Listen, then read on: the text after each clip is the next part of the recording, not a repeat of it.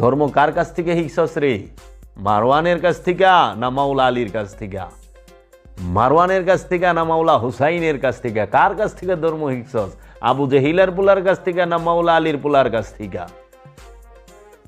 রে, মারওয়ানের গোষ্ঠী 90 বছর ক্ষমতা চালাইছে। এজিদ মরার পরে এজিদের পোলায় তো ক্ষমতায় বহে নাই, তাহলে এজিদ মরার পরে ক্ষমতায় কে বইল?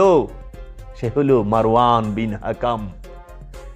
এইটা কইলে মোল্লাগো পোল খইলা যায়। এই মারওয়ানি নিযুক্ত দিছে মৌলবীগো। আবার এই মারওয়ান হচ্ছে হজরত উসমানের মেয়ের জামাই। আরো হইনা নাও, সেটা কি? যেই মা ফাতেমাতুজ জাহরা আলাইহিস সালাতু ওয়াস সালাম, যাকে মহানবী একটি বাগান দিছিল, সেই বাগানের নাম হচ্ছে বাগে ফিগাল, ফাদাক যেটাকে বলা হয়। সেই ফাদাক বাজেয়াপ্ত করছিল হযরত আবু বকর সিদ্দিক, হযরত উমর।